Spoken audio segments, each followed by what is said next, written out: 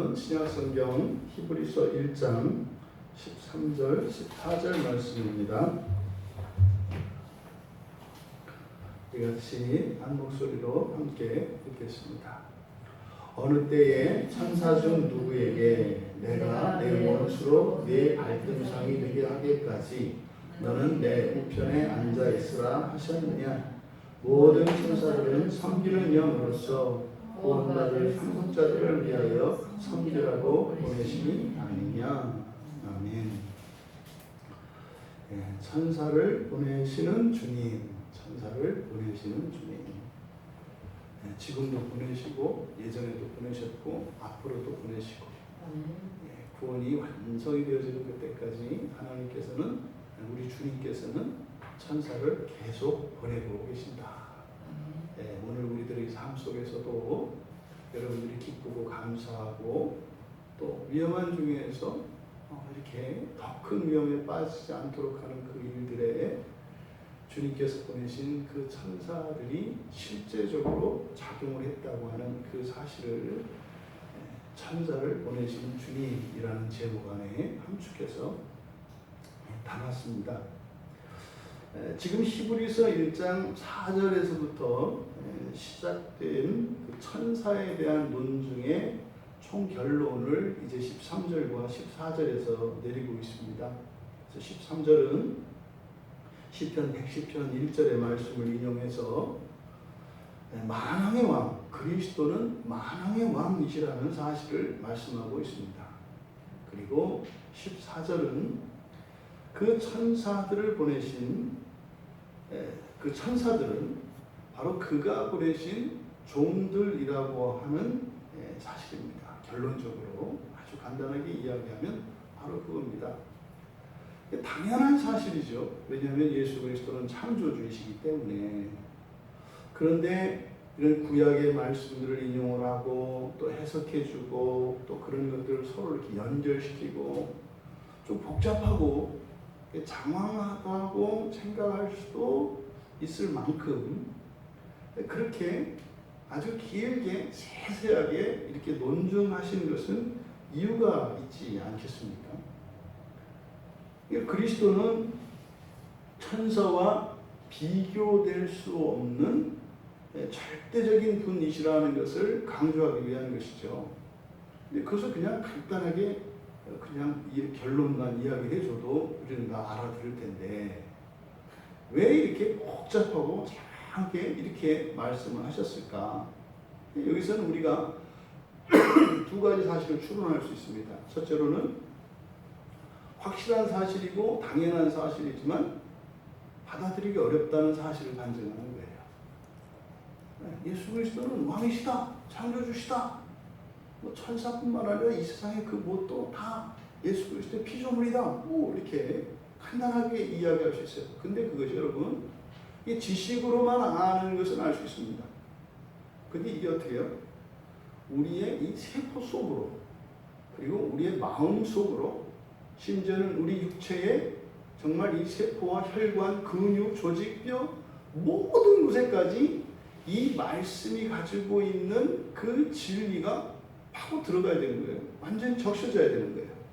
우리의 몸과 마음과 영혼에까지 말입니다. 그렇게 하려면요, 이게 이렇게 오랜 과정과 뜸을 들이고 반복적으로 설명하고 하는 이런 일들이 필요합니다. 그거 아시죠? 어마어마한 장대비가 확 쏟아져가지고 그 개천에는 물이 넘쳐나고 이렇게 할지 몰라도 순식간에 쏟아지는 이런 장대비, 이런 소나기는 농사에 도움이 되지 않습니다. 왜냐하면 땅속의 물은 이렇게 많은 물이 중요한 게 아니라 지속적으로 고르게 내리는 물이 필요하기 때문입니다. 그래서 부슬부슬 이렇게 가랑비가 내리더라도 지속적으로 계속 내리면 이것이 서서히 땅속으로 깊이까지, 그래서 이 나무의 뿌리까지 이릅니다. 그래서 이 삼천초목이 푸르고 말이죠. 거기서 열매가 맺히는 겁니다. 그러니까 어마어마할 정도로 이렇게 막 물이 한꺼번에 그냥 단시간 내에 쏟아졌을 때 그게 땅속으로 쑥 들어가가지고 그게 또 나무들이 쑥 빨아먹고 쑥 해서 그런 일이 없어요. 우리도 마찬가지입니다. 실제로 이 히브리서 기자가 이렇게 아주 엄청난 내용들이죠. 사실은 굉장히 많은 내용입니다. 어떻게 이게 뭐예요? 줄여서 더 이상 줄이면 안 되는, 이게 지금 가장 압축된 형태로 사실은 이렇게 주어진 거다 이 말이죠. 그걸 또 우리가 어떻게 해요? 느려서 그걸 받아들여야 이제 우리가 히브리서 기자를 통해서 주신 그 하나님의 그 의도와 선하신 뜻이 성취가 되는 거죠.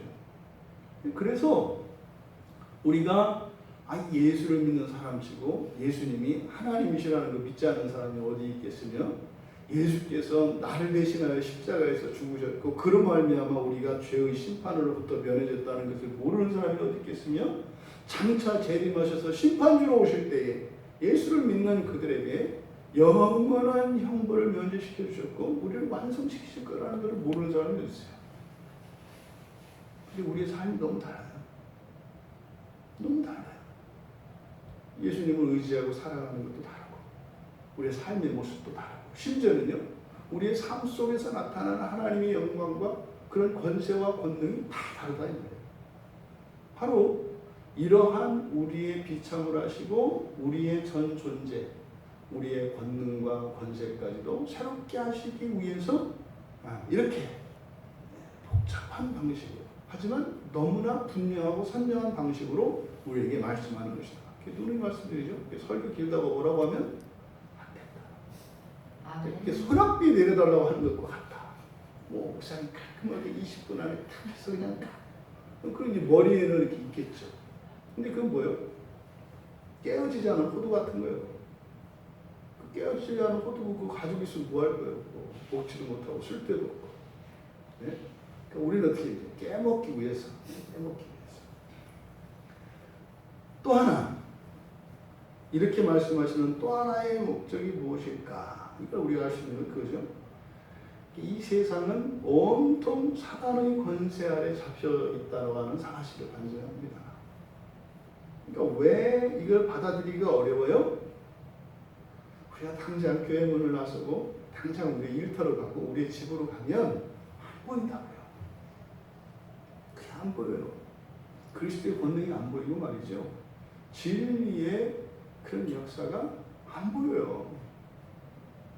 금세 돌아서면 내가 내 인생 책임지고 살아가야 할 것 같이 확 다가온다는 말이에요. 딱 나가는 순간 그냥 앞에 절벽이 딱 막아서잖아요. 이것이 바로 세상이 온통 사단의 권세 아래 잡혀있다는 의미입니다. 알지 않습니까? 하나님은 전능하시다면서요. 또 전지하시다면서요. 또 그분이 또 우리를 사랑하신다며. 네? 우리를 또 존귀하게 여기신다면서요. 근데 왜 우리는 고아처럼 사냐 이 말이에요. 자존심도 없고 명예도 없고, 네? 맨날 그 사소한 그 인생의 그 사소한 문제만 일어나도 그냥 뻘뻘뻘 떨고 그냥 대상 같은 근심이 올라오고, 네? 한참 지나가는 옛날 일을 또 꺼내가지고 그거를 또 사고를 걷듯이 그냥 그거 후회하고 머리 뜯고 왜 이러냐 이 말이에요. 여러분, 우리가 말씀을 듣고 이렇게 성경을 공부하고 하는 것은 그 지식을 아는데, 지식을 아는 것도 분명히 의미가 있고 목적이 있습니다. 근데 근본적인 것은 뭐예요? 우리의 본성의 변화입니다. 우리의 인생의 변화입니다. 그러니요, 꼭 씹어서, 예? 친구와 함께 이렇게 삼켜야 이게 부티아닌이라고 하는 효소와 이렇게 작용을 해서, 응? 또 이렇게 한꺼번에 먹지 않아야 서서히 몸에서 하나도 바깥으로 배출되지 않고 여기 이제 자양분이 돼서 여러분들의 건강과 아름다움과 이런 걸 만들어내는 거죠. 바로 이 히브리서 기자의 이런 의도를 우리 모두 알 수 있기를 바랍니다. 그리고 이제 여기서 이 13절과 14절의 말씀을 통해서 우리가 분명히 이제 알고 목표를 삼아야 될 게 있습니다. 그것은 그리스도와 천사, 그리고 사람과 천사 사이의 이 함수 관계를 분명하게 정리해야 합니다. 13절은 시편 2편 7절에 너는 내 아들이라 오늘 내가 너를 낳았도다 라고 하는 이 말씀을 인용해서 해석했던 5절 보시면 바로 이제 이 5절에서 했던 요 내용, 이것이 사실은 이 5절의 역할과 같은 역할을 하는 게 이 13절입니다. 그래서 이 5절을 중심으로 해서 뒤에 진술되어지는 내용들을 꽉 묶는 역할을 하거든요. 이 13절과 14절에서 이 13절이 바로 이것을 딱 묶는다고요. 그럼 이 13절과 14절의 핵심이 뭐예요? 13절과 14절을 합쳤을 때 이거를 핵심을 한마디로 정리한다면 뭐예요? 그리스도는 하나님이시라는 거예요. 그리스도는 하나님이시다. 요게 핵심이에요. 13절은 시편 110편을 인용한 겁니다. 그래서 여호와께서 세우신 오직 유일하신 왕이 바로 그리스도다라고 하는 것을 나타내요. 근데 14절에서 천사에 대한 계시를 우리에게 주시는데 바로 이 14절에 있는 이 내용을 통해서 바로 천사라고 하는 존재와 그리스도와의 관계, 그리고 이 천사라고 하는 존재와 우리 그리스도인들의 관계를 알 수 있도록 하셔서 참 하나님이시며 참 사람이신 예수 그리스도에 대한 그 신비한 지식을 우리에게 분명히 알게 하는 데 목적이 있습니다. 그래서 14절을 중심으로 살펴보려고 합니다. 다만 13절에서 시편 110편 1절을 인용했는데 시편 110편 1절은 여호와께서 내 주에게 말씀하시기를 내가 내 원수들로 내 발판이 되게 하기까지 너는 내 오른쪽에 앉아있으라 하셨도다. 이 말씀에서 여기서 내 원수들로 내 발판이 되게 하기까지 라고 하는 이 단서는 마치 이렇게 임시적이고 제한적인 왕권을 말하는 것이 아니라, 그게 아니라 이 단서의 의미는 종말 이후 창조의 완성까지의 기간을 암시한다 라고 하는 이 사실만 기억하시기 바랍니다. 그러니까 여기서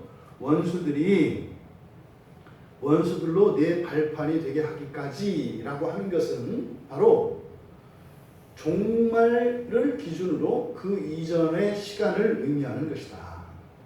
그러니까 내 우편에 앉게 했다라고 하는 것은 아직 이 창조 세계 안에 완전한 그 하나님의 뜻이 성취되지 않은 것을 의미한다. 이 정도까지만 여러분들이 기억하시고, 다만 그것이 제한하는 것은 아니다. 제한하는 것은 아니다. 뭘로? 오른편으로 제한하는 것이고, 또 원수들이 이렇게 하기까지라고 하는 어떤 기간적인 제한, 그리고 예수 그리스도의 무한한 그 왕권에 대한 제한이 아니다. 그러니까 종말 이전에는 완전할 수 없는 그 하나님의 영광, 제한적이라고요. 종말 이전까지는. 하지만 비로소 종말 이후에 새하늘과 새 땅이 되고 난 이후에야 완전한 하나님의 영광이 드러납니다. 바로 그래서 새 창조와 그 이전을 구분하는 것이다. 이렇게 이제 정리만 하시고, 이 14절이 이제 굉장히 중요한 내용들을 담고 있기 때문에 14절을 중심으로 살펴보려고 합니다. 모든 천사들은 섬기는 영으로서 구원받을 상속자들을 위하여 섬기라고 보내심이 아니냐. 이것은 모든 천사들은 섬기는 영으로서, 모든 천사들은 섬기는 영으로서 라고 하는 말씀을 앞에 7절에 보시면 그는 그의 천사들을 바람으로 그의 사역자들을 불꽃으로 삼으시니라 라고 하는 이 말씀, 이것은 70인역 성경, 70인역 성경의 시편 104편 4절에 대한 그 해제라고 말씀을 드렸는데, 7절을 설명을 할 때 천사들을 바람으로 만드셨다라고 하는 이 말은 되게 난해한 구절이다라고 말씀을 드렸습니다. 이게 굉장히 사실은 다양한 해석을 낳을 수 있는 본문입니다. 왜냐하면 이 바람이라고 하는 이 푸뉴마라고 하는 말이 영혼으로도 번역되기 때문이에요. 그럼 만약에 이것을 영혼으로 하면 어떻게 돼요? 천사들을 영혼으로 만드셨다. 이렇게 되면요, 영혼의 기원에 대한 이야기가 여기서 이제 나옵니다. 아, 사람의 영혼이라는 것이 천사를 가지고 만드신 것인가? 라고 하는 이렇게 무리가 되지 않는 이런 가르침이 여기서 추출될 수 있다 이 말이에요. 그런데 또 이런 거죠. 천사의 창조의 목적에 대한 것인가? 그러니까 천사는 뭐예요? 아, 사람의 영혼을 만들기 위해서, 사람을 만들기 위해서 먼저 천사들을 만드신 다음에 그 천사들 가운데 우량종을 데려다가 영혼으로 만들어서 흙으로 형상을 만들어 사람을 만드신 것인가? 아니, 그래서 천사의 창조의 목적에 대한 것인가? 라고도 생각할 수도 있어요. 또 아니면 단순히 천사의 사역에 관한 것인가? 이것을 뭐다라고 딱 이렇게 단언할 수는 없어요. 그러니까 다른 것에 대해서 이렇게 배제할 수 없다 이 말이에요. 그러니까 굉장히 난해한 구절이에요. 천사들을 바람으로 만드셨다라고 하는 이 말씀이. 그런데 바로 이거에 대해서, 바로 이 문제에 대해서 해답을 여기서 주고 있는 거죠. 14절에서. 뭐라고요? 모든 천사들은 섬기는 영이다. 모든 천사들은 섬기는 영이다. 이게 지금 여기서 주는 바로 앞에 그 7절에서 지금 난해해서 이게 이 히브리서를 읽어가는 사람들의 이 생각 속에 근데 저건 뭐지? 하는 이렇게 가지고 있었던 이 궁금증에 대해서 답을 여기서 딱 주고 있는 것이다.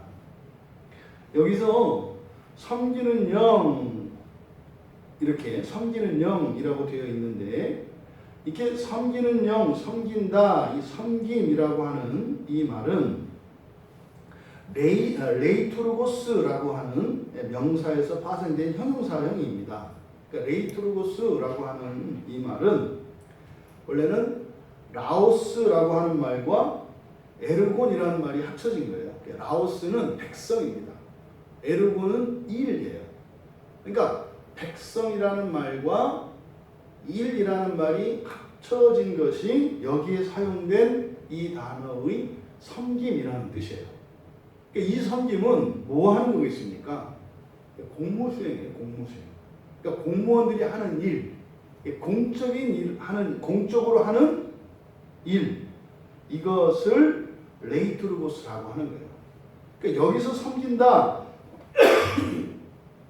섬기는 영이라고 했을 때 여기서는 단지 섬길 뿐만 아니라 섬기는 이 천사들의 신분과 관련되어 있다는 사실을 우리에게 알려주는 거예요. 그러니까 천사들이 하는 일은 뭐다? 그냥 천사들이 알아서 하고 싶은 대로 하는 일이 아니다 이 말이에요. 공적인 일이다 이 말이에요. 그럼 천사들의 신분은 뭐라는 겁니까? 나라에 속한다는 거거든요. 그러니까 이 세상을, 성경에 의하면 우리가 이 세상을 두 나라로 나눌 수 있어요. 그렇죠? 이 세상 땅의 나라와 하늘나라 이렇게 나눌 수 있다고요. 그럼 이 천사들의 신분은 어디에 속해 있다는 거예요? 하늘나라에 속해 있는 거죠. 그러니까 하늘나라에 속한 천사들로서 바로 하늘나라의 일을 하는 자들이 천사다라고 하는 것을 가르쳐 준 겁니다. 그러니까요, 천사들은 하늘나라에서 각자가 맡은 그런 공적인 일이 있다는 사실을 우리가 알 수 있어요. 그러니까 일이 없는 천사는 없어요. 반드시 바로 이 천사라고 하는 이 존재는 하늘나라에서 어떤 공무를 수행하기 위해서 지음받은 영이라는 거. 이게 지금 섬기는 영이라는 뜻이에요. 여기서 우리가 중요한 사실을 우리가 알 수 있습니다. 바로 천사와 사람의 신분이 다르다고 하는 사실이에요. 천사와 사람의 신분이 다르다는 것. 그리고 여기서 한 가지 더 주시할 수 있죠. 바로 그리스도인들, 하나님의 아들이라 일컬음받는 이 그리스도인의 신분이 매우 독특하다라고 하는 것을 우리가 알게 되는 거예요. 그러면 천사는 하늘에 속해 있어요. 사람은 어디에 속해 있어요? 땅에 속해 있어요. 그러면 그리스도인들은 어디에 속해 있어요? 땅과 하늘에 동시 속해 있다고요. 그러니까 하늘나라에 속해 있는 천사들과 땅에 속해 있는 사람들이 있어요. 그런데 바로 땅에 있지만 하늘에도 속하는 이런 특별한 사람들이 있어요. 이 사람들을 바로 하나님의 자녀라고 이야기합니다. 그러니까 하나님의 자녀라는 사람이, 그러니까 하나님의 자녀들은 이 땅의 일만을 생각하고 살아가면 돼요, 안 돼요? 안 돼요. 안 돼요. 그 반푼이가 되는 거예요. 또 이 땅을 살고 있는 하나님의 자녀들이 하늘나라 일만 생각하면 돼요, 안 돼요? 안 돼요. 그것도 또 다른 반푼인 거예요. 우리는 어떻게 해요? 양쪽 다 해야 된다는 말이에요. 양쪽 다 두 나라를 생각하고 살아가야 돼요. 이게 존재론적으로는요, 우리의 영혼의 일과 육체의 일을 동시에 생각해야 돼요. 그러니까 이 기가 막히게 다 맞아 떨어지는 거죠. 여기서 정말 우리가 감동스러운, 언젠가는 한번 자세하게 좀 우리가 말씀을 함께 나눠야 되는, 반드시 나눠야 되는 본문 중에 하나가 이제 에베소서인데, 특히 그 가운데서 지금 이 본문을 통해서 에베소서 2장의 내용이 이제 좀 뭔지 확 와닿는 거예요. 에베소서 2장을 잠깐 한번 펴보세요.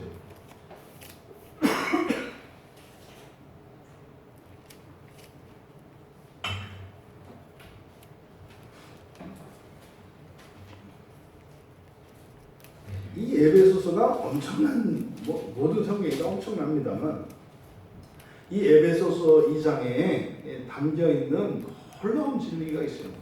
엄청난 이런 영적인 그런 진리를 여기에 이제 담아놓고 있거든요. 이 에베소서 2장을 통해서 전체적으로는 그런 거예요. 신자들이라고 하는 것은 이 세상에 속해서 이 세상에서 살다가 이 세상에서 죽을 수밖에 없었던 사람들 가운데서 하나님께서 창조하시기 이전에 선택하시고 예정하셨던 그 사람들을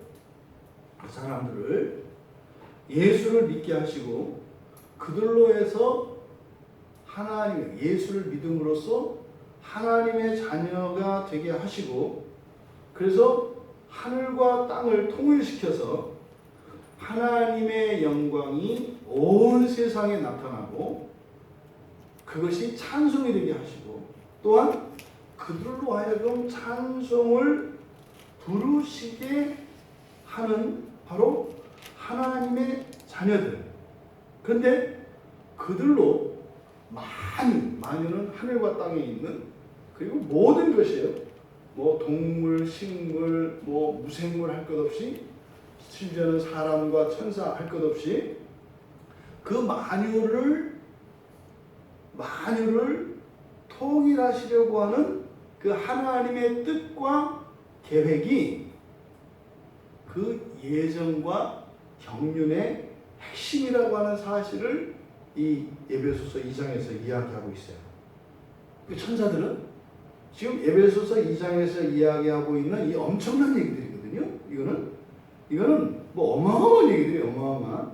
그런데 바로 그 일을 수종들도록 보냄을 받은 존재들이라고 하는 거예요. 이 천사들이라고 하는 것이. 빠지지 않게 요약해서 말씀드리려고 했는데 얼마나 전달이 됐는지는 모르겠습니다만, 에베소서 2장을 읽어보시면 이게 이제 무슨 내용인지 이해가 돼요. 에베소서 얘기를 하다 보면 또 진짜로 길어지기 때문에 이 정도로 요약해서 그냥 말씀을 드린 거예요. 또 어마어마한 내용이 이 안에 있어요. 이게 시작과 끝에 대한 얘기거든요, 사실은. 이 에베소서 2장이 다루고 있는 게. 근데 그 시작과 끝에서 사람이라고 하는 존재가 어떤 존재인지, 그리고 그 사람이라고 하는 존재를 구원하시는, 그러니까 뭐예요? 땅에 속했던 자들을 하늘에도 속하게 하셔서 땅과 하늘에 속한 자들로 땅과 하늘을 통일시키는 그 일을 할 수 있도록 택함 받은 사람들이 있다는 거예요. 그 사람들이 누구예요? 그리스도인입니다. 그들은 하나님의 자녀라고 한다 이 말이에요. 그러니까 이 엄청난 신분에 대한 비밀을 지금 히브리서 기자가 이야기하는 거예요. 그런데 히브리서 기자가 그렇게 이야기합니다. 섬기는 영. 그러니까 이 섬기는 영인데 뒤에 보시면, 그러니까 히브리서로 와서 구원받을 상속자들을 위하여 섬기라고 보내심이 아니냐 이렇게 되어 있지 않습니까? 여기서 섬긴다. 이때 섬긴다는 것은 앞에서 섬기는 영 할 때 섬기다와 달라요. 다른 단어를 쓰고 있어요. 앞에 섬기는 영 할 때 이 섬김이라고 하는 것은 뭐라고 했어요? 공무집행이라고 했잖아요. 공무집행. 그런데 뒤에 사용되어진 이 섬기다라고 하는 이 단어는 디아코니아라고 하는 말이에요.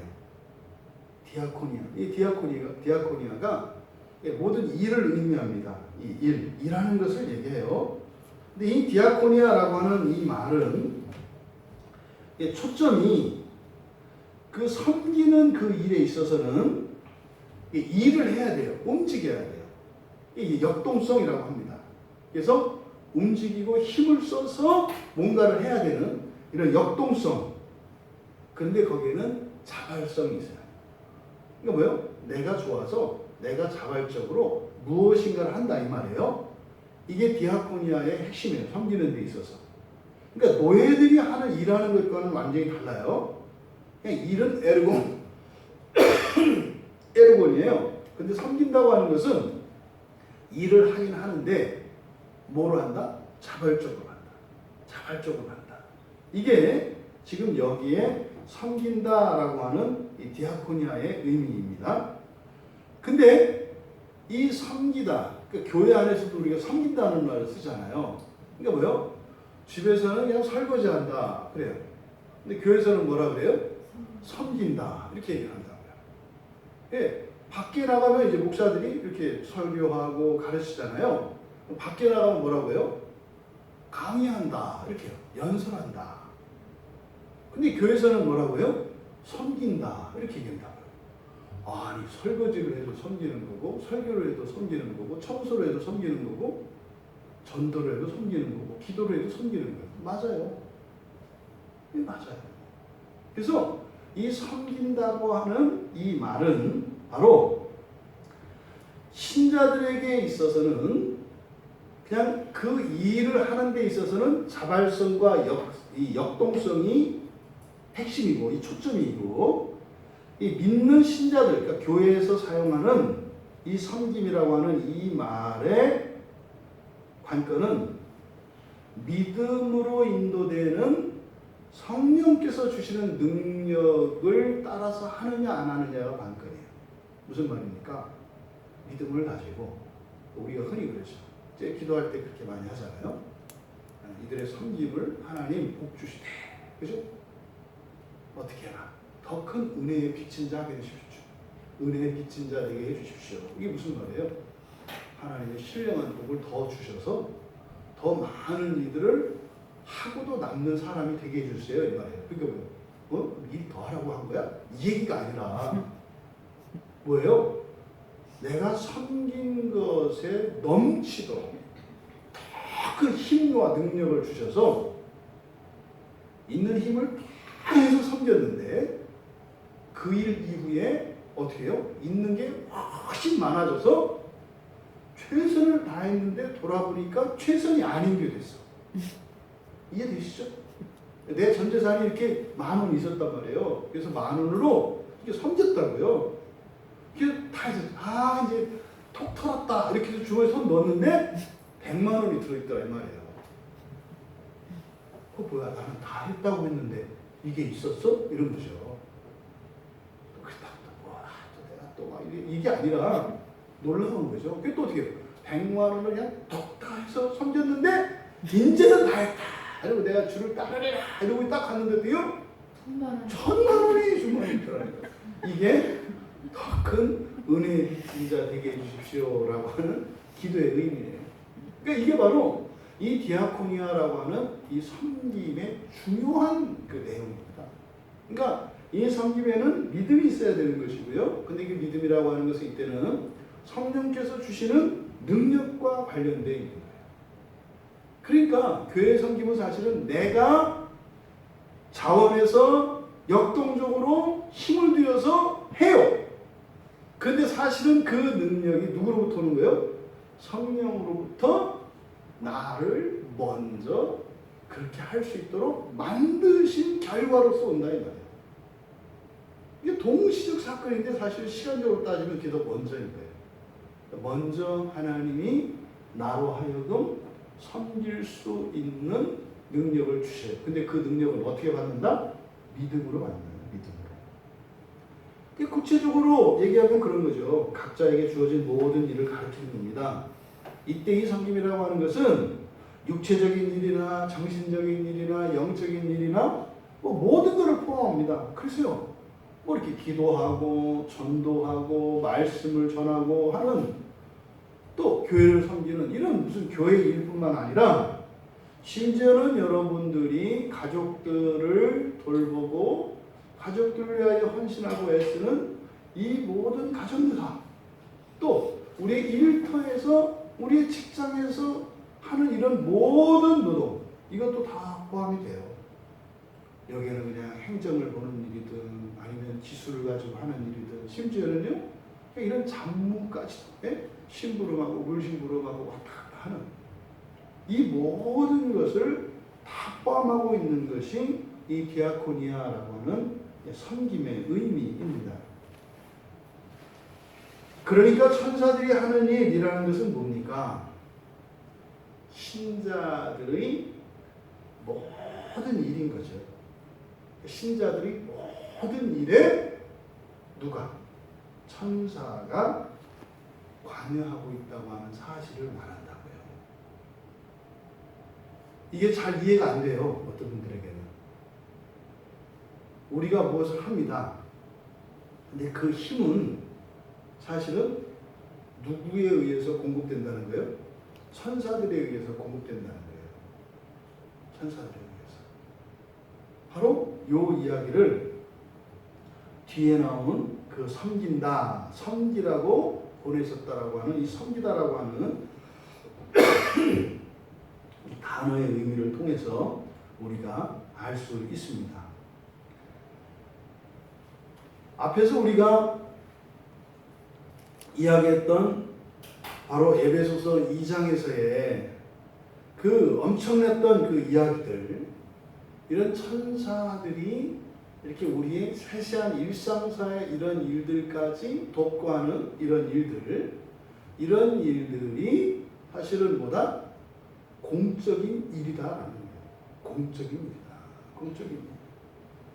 그래서 천사들은 하나님 나라의 공적인 신분을 가진 존재들로서 그들 각자가 맡은 공적인 일이 있어요. 있다고요. 이 에베소서 2장 4절과 5절에 보면 장세전 선택과 예정 이게 뭐냐? 하나님의 아들들이 되는 것이다 라는 것을 가르쳐줘요. 굉장히 중요합니다. 제가 얼마 전에도 아주 그 박식한 어느 집사님에게 물어봤잖아요. 형제님, 하나님의 예정이 뭐요? 그러니까 뭐 이제 공부한 것도 많고 아는 것도 많아가지고 막 얘기하더라고요. 이제 그때 이제 제가 그러죠. 설명 막 하면 듣고 나서 그게 뭐요? 또 이제 막 설명을 해요. 그게 뭐요? 또 이제 막 설명을 해요. 그게 뭐요? 막 설명을 해요. 그게 뭐요? 꼭 장난치는 거 같잖아요. 왜 그래요? 왜 그렇게 얘기해요? 그냥 그 주변을 계속 어슬렁어슬렁 해요. 근데 그게 한마디로 뭐다라고는 못해요. 그러니까 뭐예요? 알긴 알겠는데 손에 잡히지는 않아요. 근데 이것에 대해서 정확하게 이야기하고 있는 것이 바로 에베소서 말씀이라고요. 바로 이 에베소서 말씀에서 하나님의 아들들이 되는 거예요. 누가? 사람의 자녀들이. 천사는 하늘에 속해 있고 사람은 땅에 속해 있어요. 그러니까 사람이 땅에 속해 있을 때 사람의 아들이라고 한다고요. 그러니까 사람의 아들이 바로 어떻게 해요?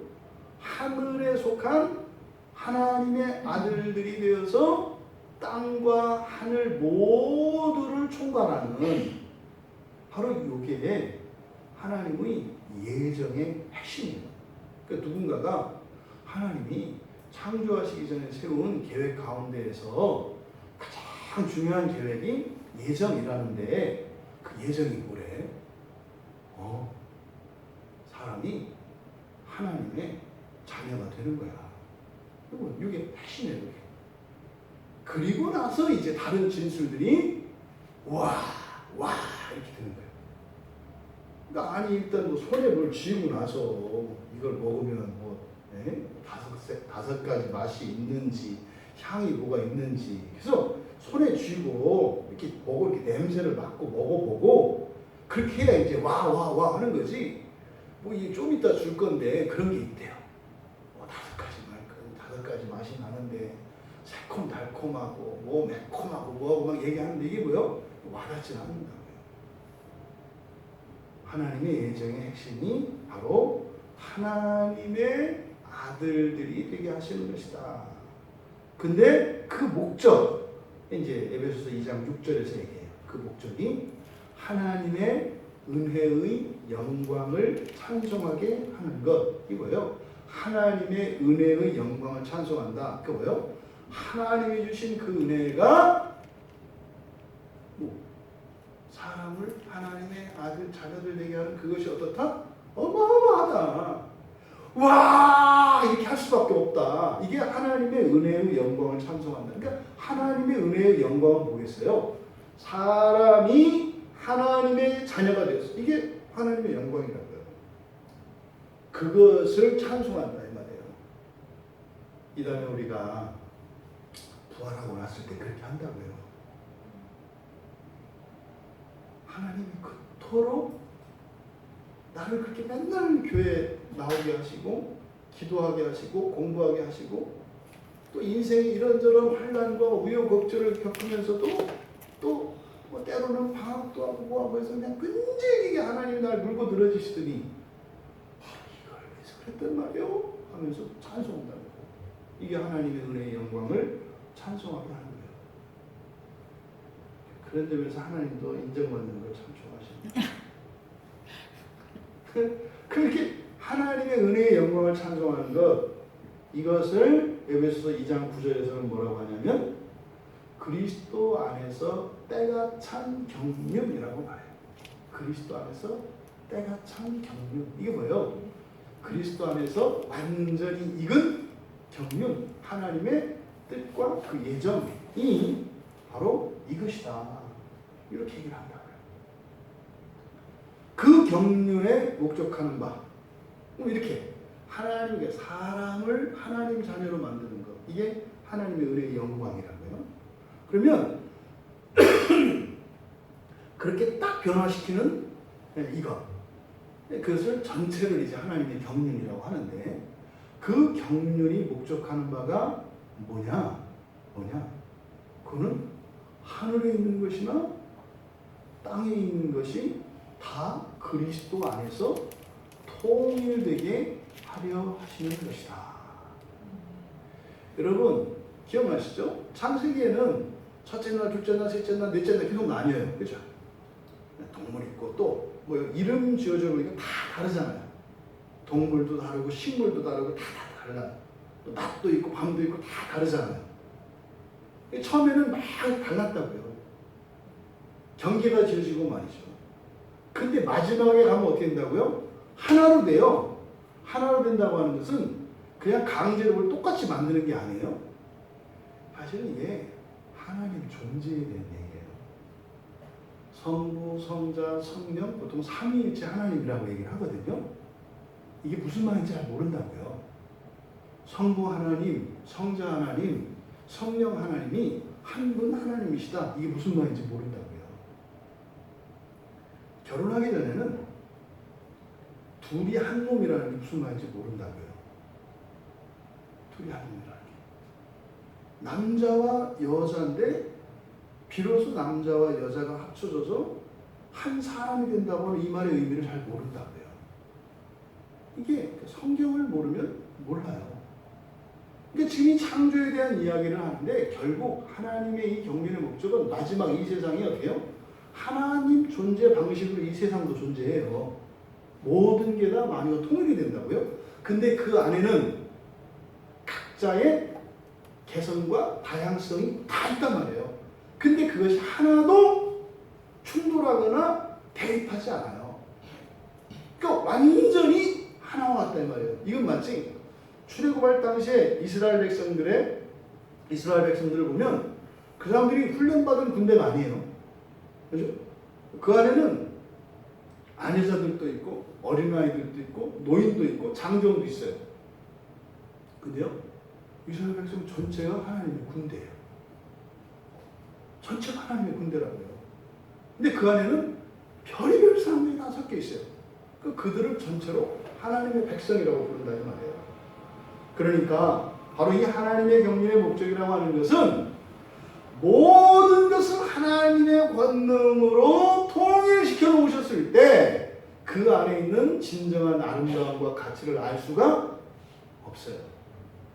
그러니까 이런 역사 속에서 이런 시행착오를 거치면서 때로는 불순종하고 때로는 순종하고 하나님의 은혜를 찬양하고 때로는 하나님 원망하고 불평하고 하는 이런 과정들을 겪으면서 장차 만유가 통일되었을 때에 그 통일된 통일성 안에 있는 무한한 다양성과 무한한 그 다름의 아름다움이 통일성을 깨지 않으면서 바로 그 모든 아름다움이 서로 존중받으며 드러나게 하시려고 하는 것이다 라고 하는 것을 우리가 알 수 있습니다. 이것은 12절에서 에베소서 2장 12절에서 다시 한번 그의 영광의 찬송이 되게 하려는 것, 그리고 14절에서 그의 영광을 찬송하게 하려 하시는 것, 찬송이 되게 하고 찬송을 하게 하고. 예? 에베소서 1장인데. 아, 에베소서 1장인가요? 1장을 제가 하고 있나요? 계속 인상이. 예. 아, 신령하리로와. 예, 맞습니다. 예, 제가 잘못 얘기했어요. 에베소서 1장. 에베소서 1장을 2장이라고 지금 얘기를 했어요. 예, 1장입니다. 1장. 그러니까 지금 여기서 바로 하나님께서 세상을 창조하셔서 마지막 끝에 가면 결국에는 하나님의 존재와 같이 이 세상이 통일이 되어지는데 그때 보면 어떻게 해요? 그냥 하나로 보인다고요.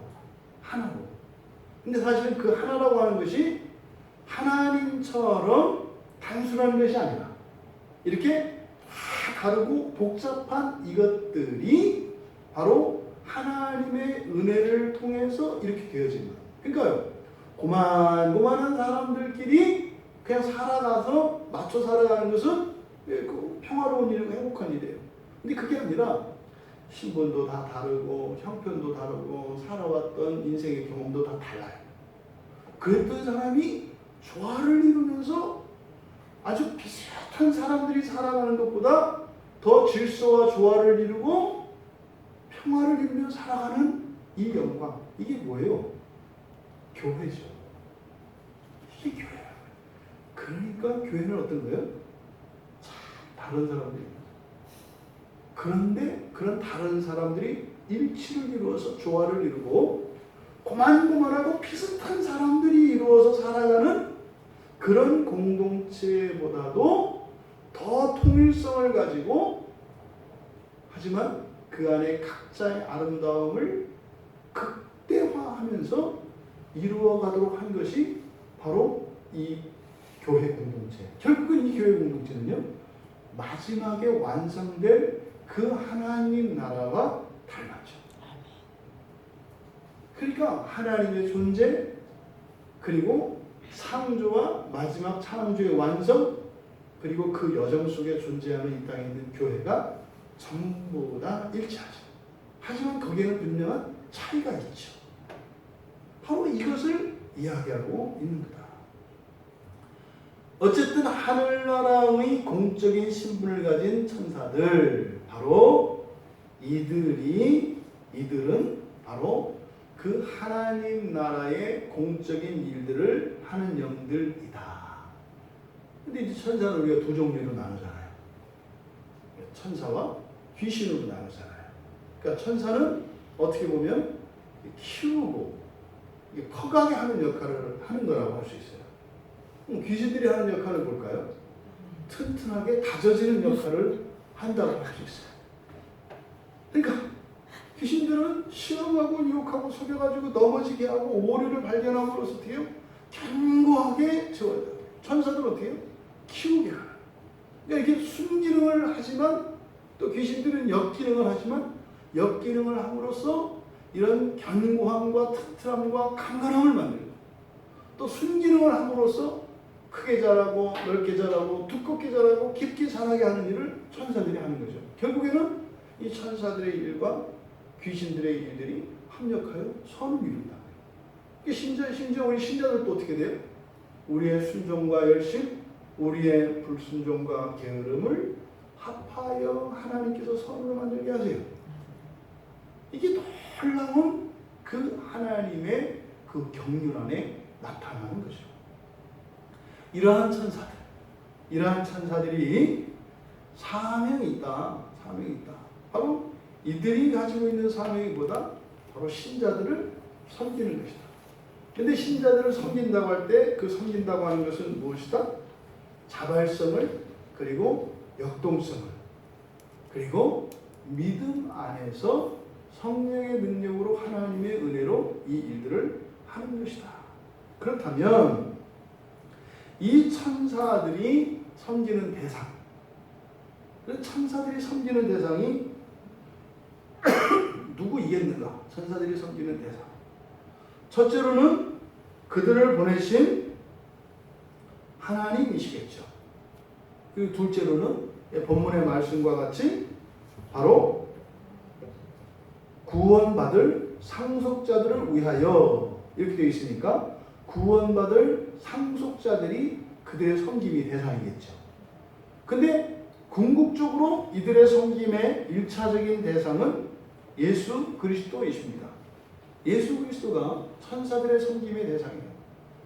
그러니까 앞에 6절에 보면 그가 마다들을 이끌어 세상에 다시 들어오게 하실 때에 하나님의 모든 천사들은 그에게 경배할지어다. 뭐라고요? 하나님의 모든 천사들은 그에게 경배할지어다. 하나님의 모든 천사, 하나님은 천사들의 소유권을 나타냅니다. 그러니까 성부, 성자, 성령, 하나님의 소유죠. 모든 것은 바로 하나님의 소유이죠. 그런데 그들 가운데 모든 천사들은 누구에게 경배한다고요? 맏아들 되시는 예수 그리스도께 경배한다. 이거 무슨 말입니까? 바로 그리스도를 섬긴다고 하는 의미인 거죠. 그러니까 예수 그리스도는 모든 천사들이 공통적으로 섬기는 대상이에요. 그러니까 모든 천사들은 그리스도를 섬기게 되어 있습니다. 마가복음 4장 11절에 보면 마태복음 4장 11절에 보면 물론 이제 마가복음 1장에도 그 광야의 시험이 이렇게 이제 거론이 되어 있어요. 그때 예수님께서 광야에서 시험을 받을 때 천사들이 이제 예수님을 섬깁니다. 천사들이 예수님을 섬긴다.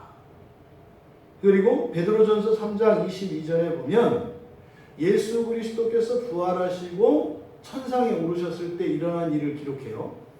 예수 그리스도께서 천상에 이르셔서 보좌 우편에 딱 앉으시니까 어떻게 해요? 하늘에 있는 천사들, 권세들, 능력들이 그에게 복종한다 이렇게 얘기해요. 그러니까 모든 천사들은 그리스도를 섬깁니다. 그리스도의 명령을 듣습니다. 그러니까 예수 그리스도를 섬기는 것은 여러분 하나님을 섬기는 거니까 예수 그리스도를 섬긴다는 얘기는 성부 하나님을 섬긴다는 것과 성령 하나님을 섬긴다는 것과 같은 의미입니다. 그러니까 이 삼위일체에 대해서 잘못 오해하고 있는 사람은 이렇게 예수님을 섬긴다 그러면 그렇게 반문을 한다고요. 그러면 성부 하나님은 안 섬기나요? 그러니까 이게 잘못된 삼위일체론을 가지고 있기 때문에 그런 생각을 하는 거예요. 그렇잖아요. 삼위일체 안 하셔도 된다. 그냥 예수님이라고 하시면 돼요. 예수님을 통해서 성부 하나님과 성령 하나님이 영광을 받으시고 예수님을 통해서 예배를 받으시고 예수님을 통해서 우리의 생각이 삼위 하나님께 전달이 되어지고 삼위 하나님의 뜻과 그 계획이 예수 그리스도를 통해서 우리에게 전해집니다.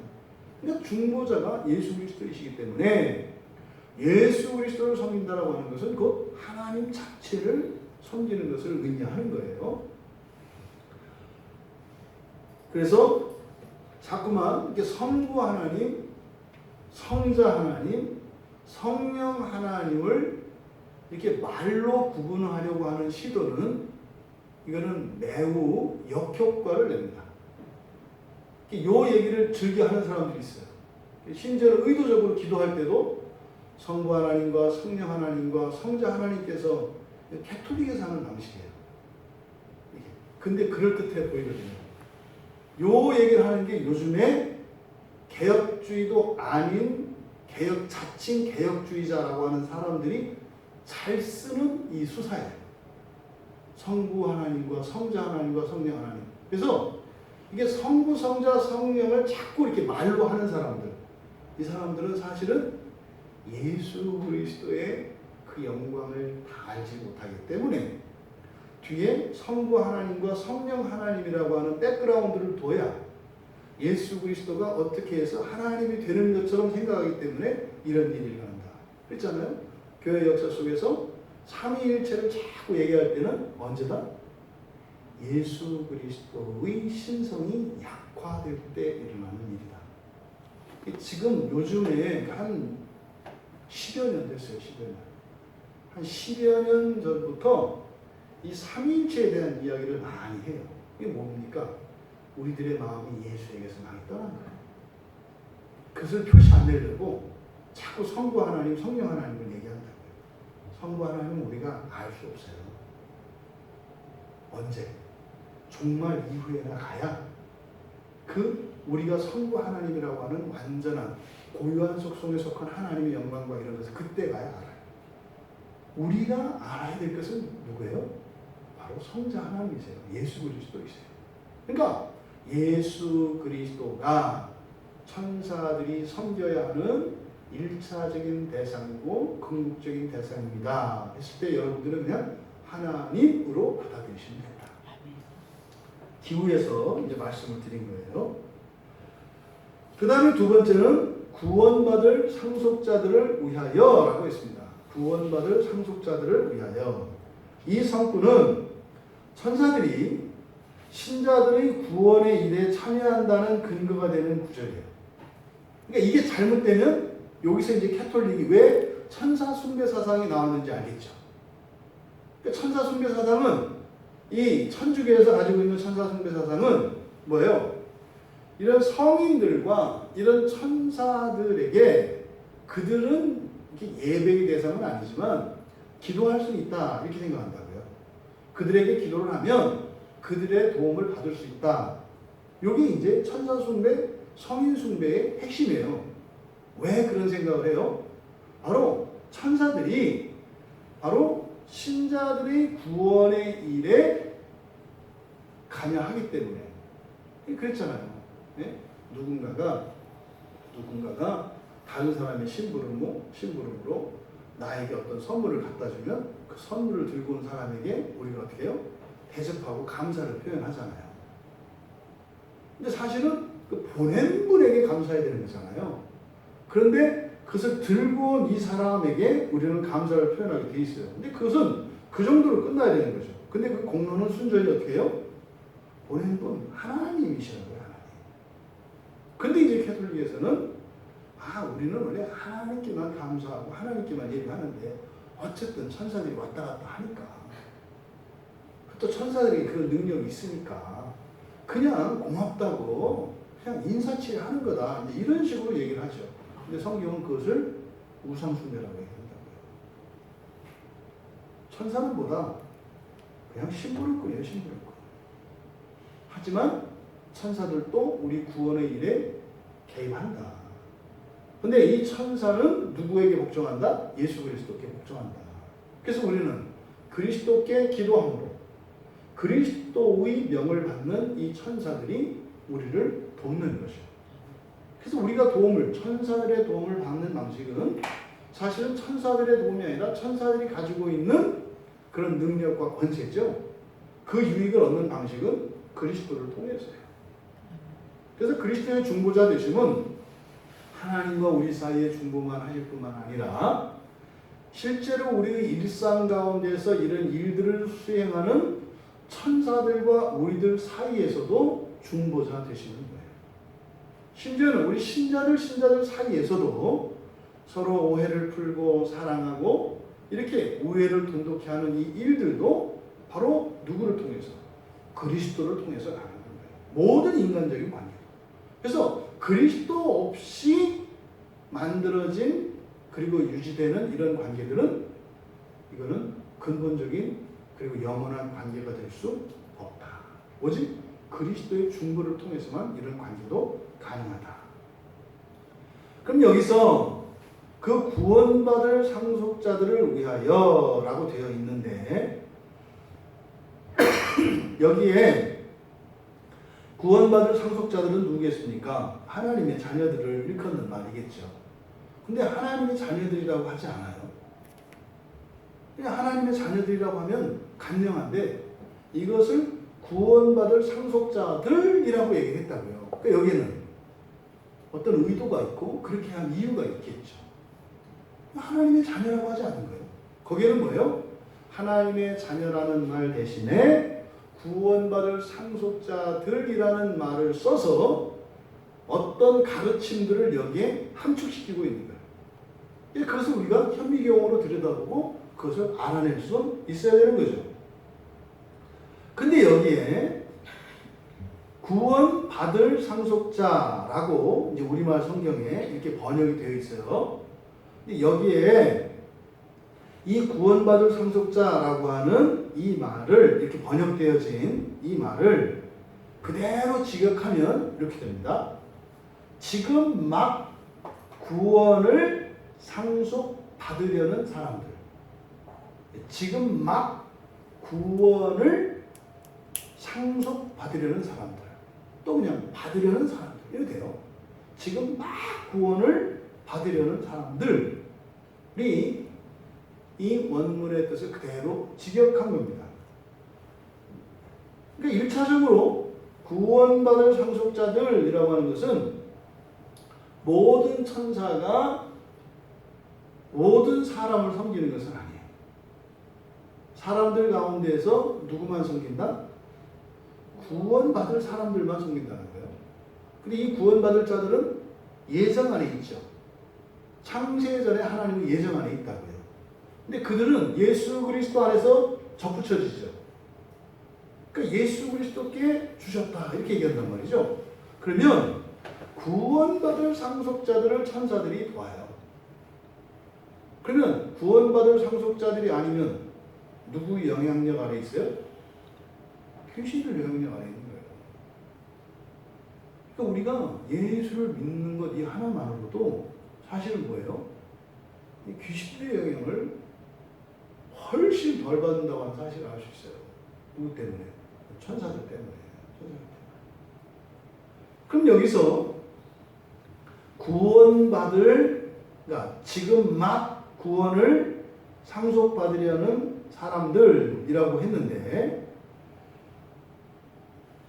예수 그리스도는 모든 천사들이 공통적으로 섬긴다고 그랬어요.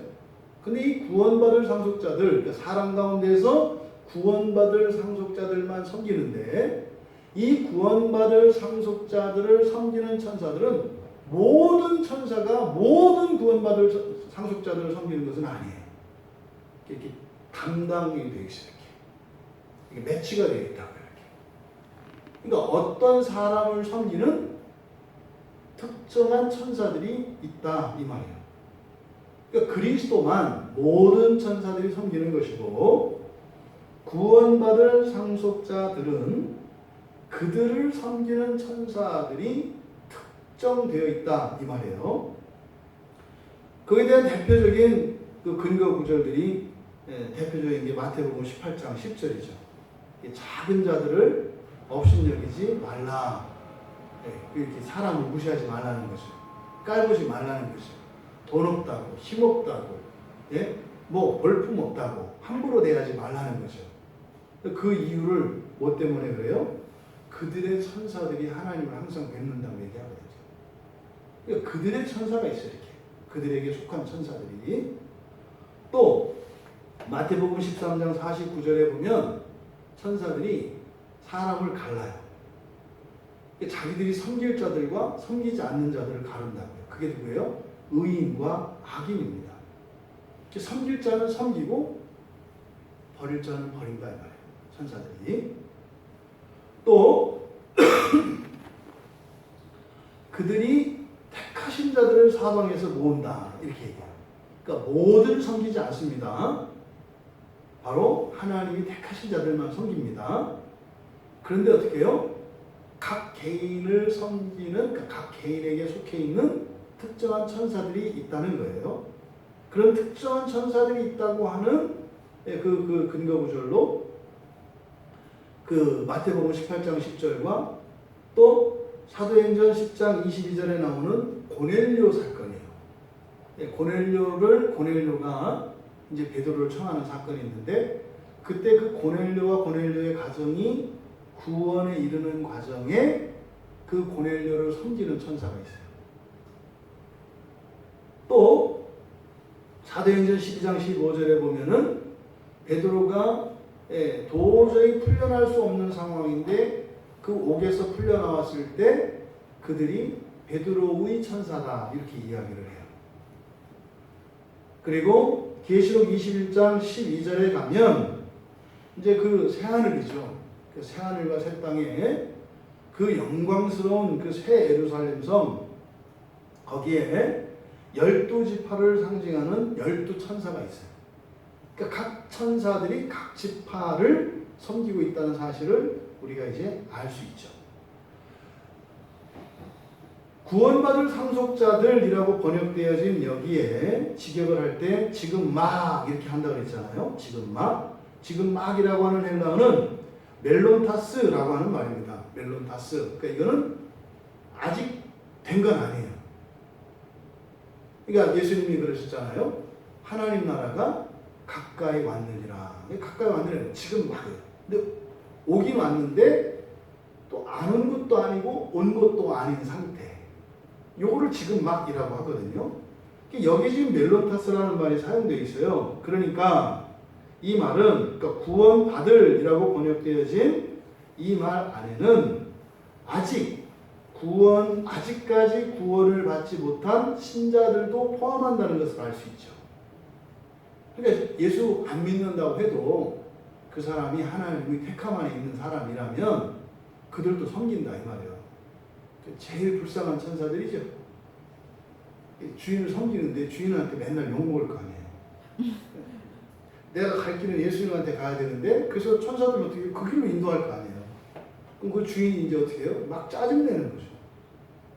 아직 그 예수를 알지 못하니까. 하지만 그런 자들도 이 천사들이 섬긴다 하는 거죠. 그런데 단순히 믿지 않는 자라고는 할 수 없는 것이 바로 이 멜론타스라는 말 때문에 그래요. 멜론타스라는 말은 뭐예요? 바로 믿기 직전이에요. 구원받기 직전이니까 믿기 직전에 있는 사람이에요. 그러니까 이 믿기 직전에 있다라고 하는 것은 하나님의 때가 되었다는 뜻이겠죠. 하나님의 때가 되었다고 하는 것을 나타내요. 그러면 우리가 말로는 돼요, 설명이.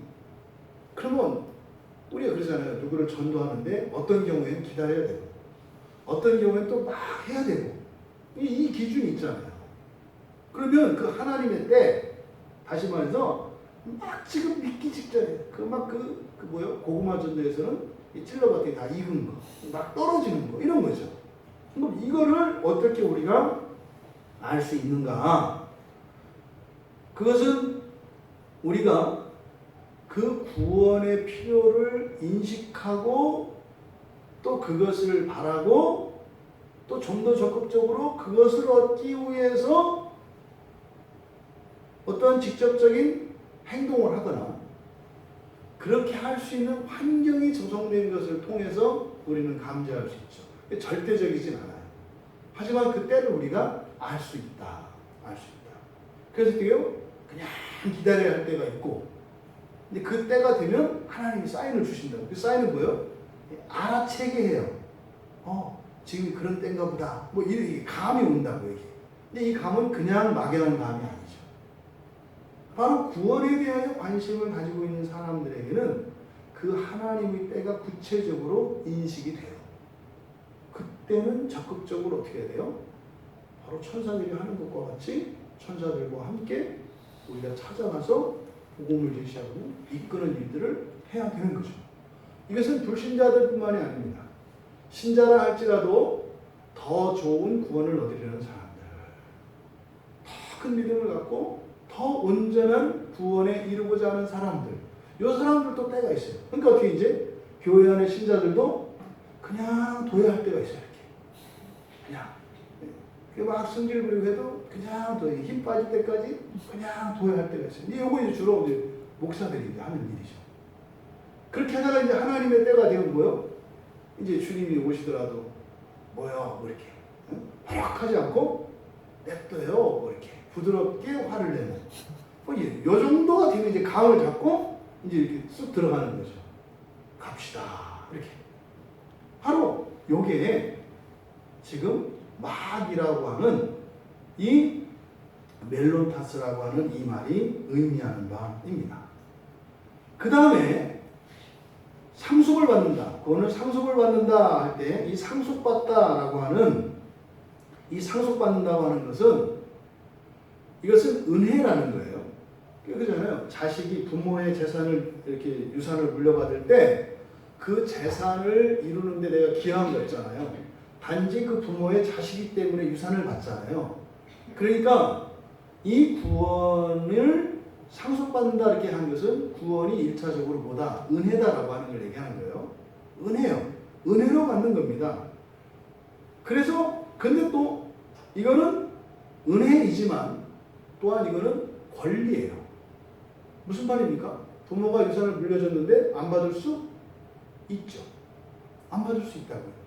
근데 지금 여기서 거론하는 히브리서 기자가 여기서 거론하는 이 구원이라고 하는 측면은 우리가 주일에 살펴보는 마태복음에 하나님 자녀 첫째 부활에 참여하는 바로 이들을 목표로 두고 있다는 것을 우리가 알 수 있어요. 왜요? 하나님의 구원은 우리가 거부할 수가 없어요. 하나님의 은혜를 어떻게 우리가 거부하겠어요? 근데 지금 여기서는 뭐예요? 마치 거부할 수 있는 것처럼 우리의 권리인 것처럼 이야기한다.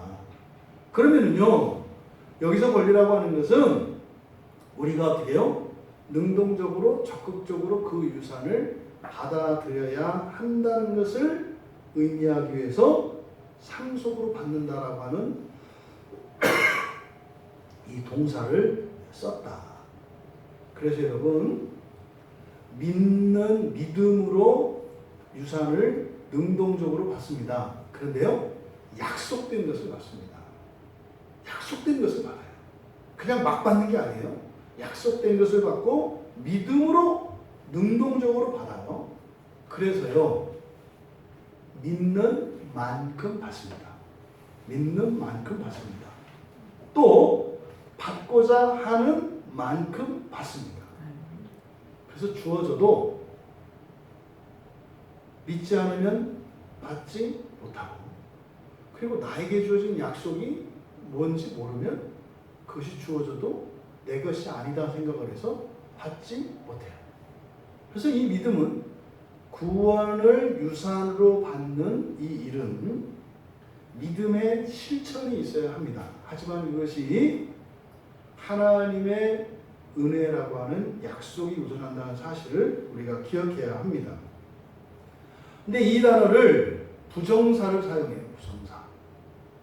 부정사라고 하는 것은 아직 일어나지 않은 것이고, 부정사를 사용함으로써 받을 이렇게 되는 거거든요. 받을, 구원을 받을 자들이에요. 받을 자들. 그런데 이 부정사를 사용하는데 능동태를 써요.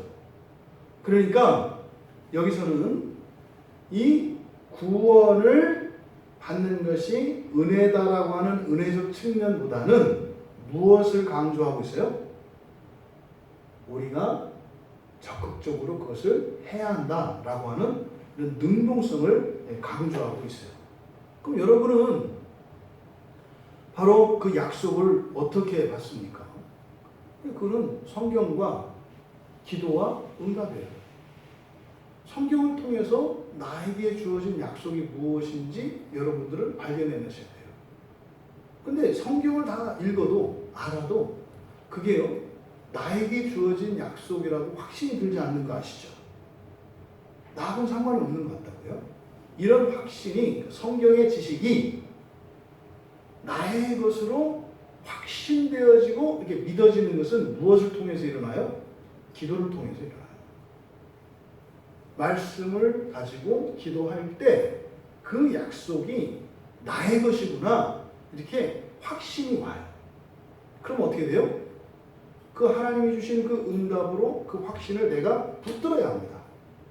그 다음은 어떻게 한다는 거예요?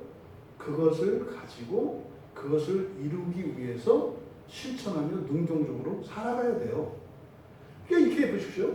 하나님의 말씀을 통해서 그 약속을 알고 그 약속을 붙들고 기도할 때 하나님과 나 사이에 인격적인 교제가 일어나요.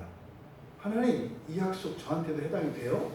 글쎄, 해당이 될까 안 될까 하나 맞춰보세요. 아닌 것 같아요. 그럼 아닐까? 아니면 서운해요. 서운해? 그럼 길까? 이렇게 하면서 요게 이제 서서히 어떻게 돼요? 아, 약속이구나. 응답이 와요. 응답이. 여기서 실수하는 게 뭐예요? 까먹어요. 말씀을 붙들고 기도해서 응답이 왔을 때 비로소 그 구원의 약속이 나에게 옵니다. 이게 다가 아니다 이 말이에요.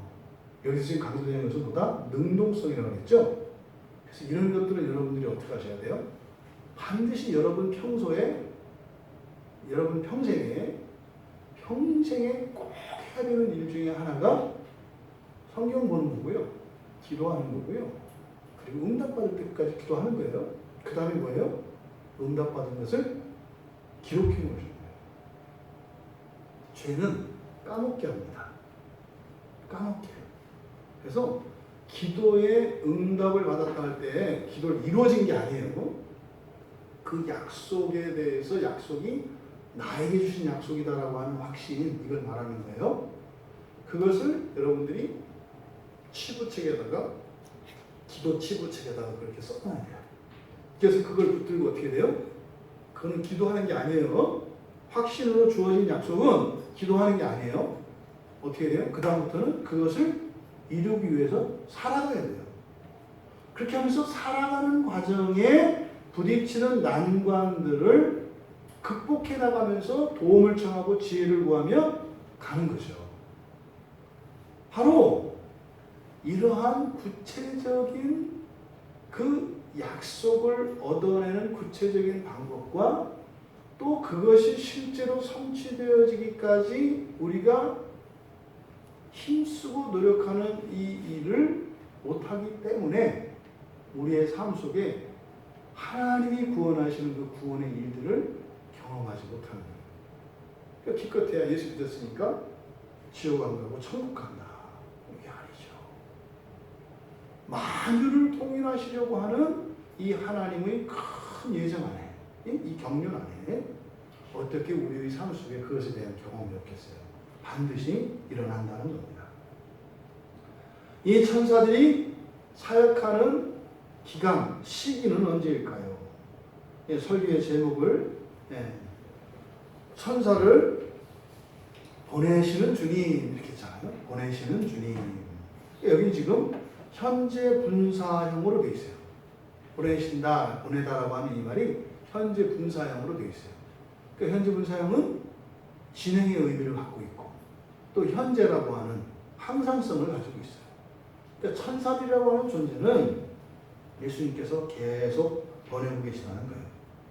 그러면요, 보냄받은 천사들은 자발적으로, 역동적으로 섬기게 되어 있어요. 어디? 세세한 우리들의 잡일에까지 천사들은 섬기게 되어 있다. 우리가 주님께 도움을 청하는 기도, 그것을 통해서 그 기도는 예수님께 나를 도울 수 있는 일꾼을 보내주시도록 청하는 것과 같은 것이죠. 근데 바로 그 일을 우리들이 기도라고 부릅니다. 근데 기도 행위가 자체가 중요한 게 아니죠. 그렇죠? 바로 이 기도는 하나님의 말씀을 근거로 한 약속을 찾아내기 위한 거예요.